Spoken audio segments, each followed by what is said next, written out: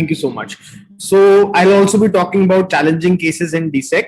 So this could be as a result of an intraoperative complication or due to the challenging situation of the eye itself. A lot of my job has been made easier by my previous speakers. So buttonhole was also been described by one of the speakers. And in such a situation, what we can do is cut the rim with the corneosteral scissors, and then later on dissect it accordingly, the lamellar dissection carried on. And once that is done, you can use a crescent knife to cut that area, and then you can use this graft.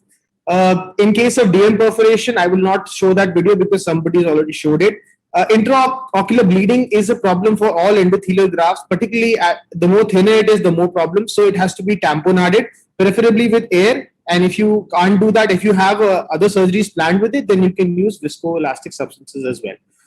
Coming to the challenging cases, the first one is a post-AGV one-eyed young male with advanced cupping. So in such cases, the challenges are the incision of the entry, and one has to avoid the bleb area. And the tube may interfere with the placement of the graft, so that has to be trimmed. The incision in such a case would be preferred, would be a clear corneal incision, which can be increased. The trimming should be more than what I have done in this case. The problems are the air can escape through the tube as well, and it can help. And if it's a large, you not cut too much, it can decompensate the graft. The insertion of the graft is in the usual fashion. One thing is advanced glaucomatous nerve damage is already there in such patients, and the elevation of IOP during EK surgery with air bubble injection can lead to further loss of vision. So this patient also did pretty well. This is another case of a post-complicated cataract surgery in a 75-year-old with vitreous in the AC and a decentered IL. So this was the plan that I had done. I'll just show the video of this. After the epithelium was removed, you can see that there is the IL is decentered with vitreous in front of it. So the next step was to sweep this vitreous and bring it in the center, and then followed by a good anterior vitrectomy. You have to remove a lot of these fibrous membranes that have also formed. Once this is done, then the next step was to take out this IL, which was explanted. Again, since this vitreous is again coming out, so you have to do more and more vitrectomy. And this vitrectomy was done. The next step would be to check if there is a sulcus or not. And if there is, you have to break the adhesions that are there between the iris and the capsular bag using a combination of techniques. Repositor and the visco can be used. After this, if the sulcus is there, you can put it in the sulcus. A 3-piece IL would be preferred in such situations. Again, using a 2-hand technique in such a case.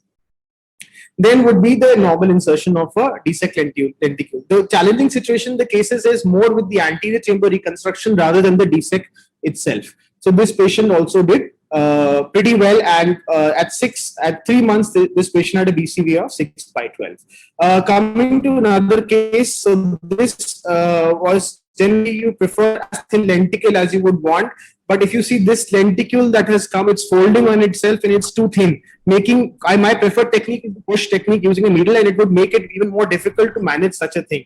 So the graft was inserted inside, and you can see it keeps on folding on itself, and as a result of which multiple maneuvers have to be done over here to get it into position. After a lot of struggling, this finally came into position, and if you the post-operative OCT, it was only 37 microns, this graft. So you don't want something like this.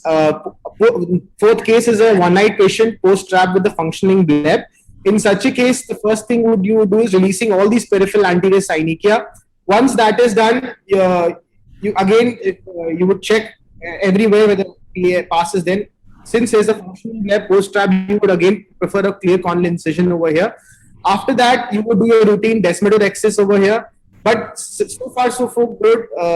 No problem at all. The case is going on as per usual. But then you see that the globe has gotten suddenly tight, and there is prolapse of the iris that is coming over here.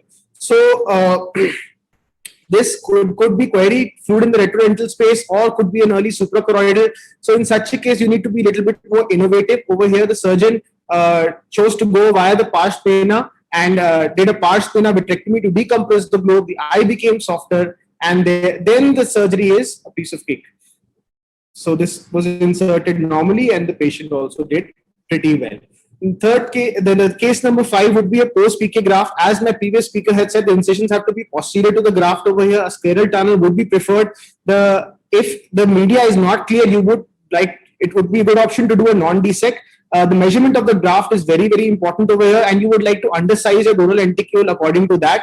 Over here, a desmoidorhexis was done, but it is not always the case that you require it.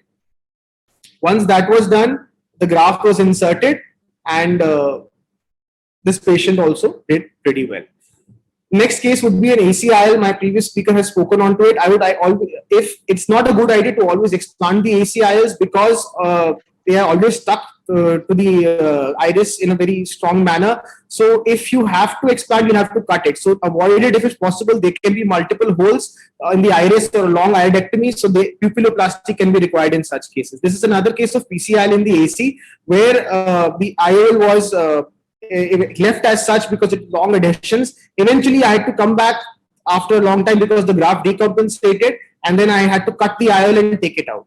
So another case is the PCIL fixed abnormally. As you can see, the primary surgeon done elsewhere had put the PCIL behind the iris plane, but the haptic was in the anterior chamber.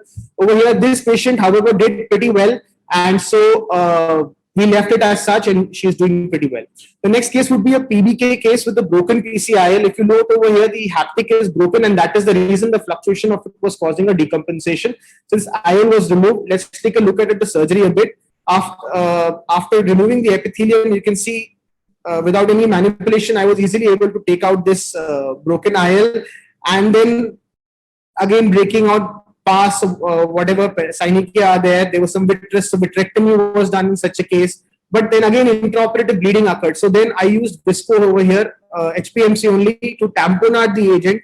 And now since the if you have to note that this patient is aphakic now. So again, doing more vitrectomy, breaking all the synechiae that are present between the bag itself and this was done. And the sulcus and the entire back complex was removed. And then I did an SFIL using the recently published mixed technique. And the SFIL was fixed into position, followed by since there was a large iridectomy over here, I did a pupilloplasty. This was done well. And then finally, the graft was inserted in the normal fashion. So this patient also did pretty well. This is the post-operative day 7 picture. The IOL was stable. ABK would be similar situations like an ACIL. The problem is the graft doesn't stick, so you have to let the person be in supine position for a longer period in the OR. I would always prefer to combine it with an iris claw IOL or an SFIL. Eye syndromes are always challenging cases because of the presence of a floppy iris, glaucoma, and all of these things. I have done one case and I really struggled with it because it was a cataract, it holds multiple small pupil, a lot of problems with that, so you have to be very careful in such. CHED cases, a non-DSEC does very well, and this patient has got a BCVA of 6/12 at 2 months.